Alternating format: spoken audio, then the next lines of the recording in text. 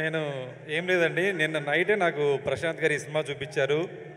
నాకు భయమేస్తుంది మాట్లాడాలంటే ఈ సినిమా గురించి.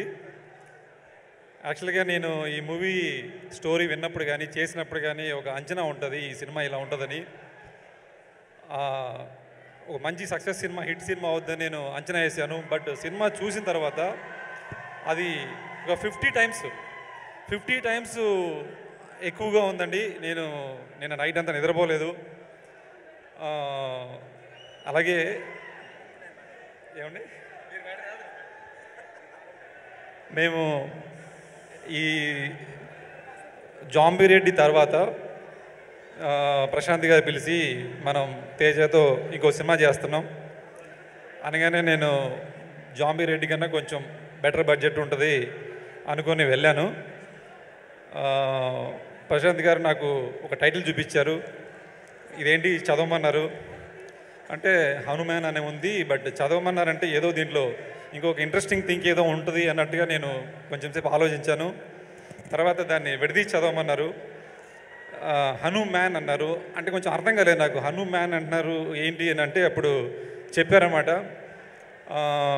మనకి హనుమంతుడు మన చరిత్ర చూసుకుంటే సంజీవిని మొక్క తీసుకురావడం కోసం సంజీవిని తీసుకొచ్చేవాడు. అలాగే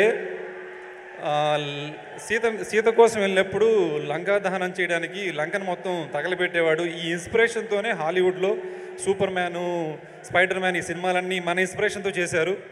మనకే ఒక సూపర్ మ్యాన్ ఉన్నాడు, ఆ సూపర్ మ్యాన్ మీద మన సినిమా చేస్తామని గురించి నాకు చాలా ఎక్సైట్ అయిపోయానండి.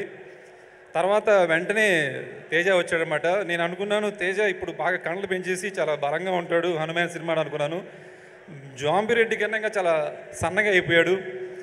మరి అదేంటండి హనుమాన్ అన్నారు, మీరు ఇతనేంటి తేజ చాలా సన్నగా ఉన్నాడు అనగానే నువ్వు కంగారు పడ మాకు నీ కథ చెప్తానన్నారు.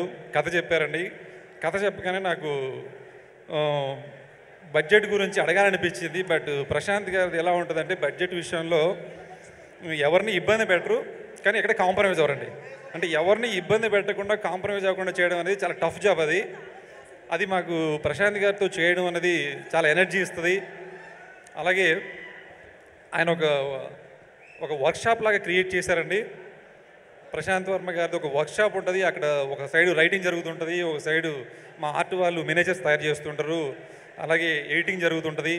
ఇవన్నీ ఒక వర్క్షాప్లో జరుగుతూ ఉంటాయి. అది ఒక పాజిటివ్ వైబ్ ఇస్తుంటుంది. కాబట్టి ఈ సినిమా చేయడం అనేది చాలా ఎనర్జీ ఇచ్చిందండి. ఆ ఎనర్జీ నేను సినిమా చూసిన తర్వాత నన్ను మాట్లాడడానికి వీలు లేకుండా చేసింది. అలాగే మా ఈ సినిమాకి అంటే చాలా చిన్న సినిమాగా స్టార్ట్ అయ్యి చాలా పెద్ద హైప్, అంటే ఈరోజు చిరంజీవి గారు వచ్చి మమ్మల్ని బ్లెస్ చేసేటువంటి స్థాయికి వచ్చే సినిమాకి నాకు చిరంజీవి గారు రావడం చాలా సంతోషంగా ఉందండి. దానికోసం మా ప్రొడక్షన్ హౌస్కి కానీ ప్రశాంత్ గారికి కానీ నేను ప్రత్యేకంగా థ్యాంక్స్ చెప్తున్నాను. థ్యాంక్ యూ అండి. Thank you.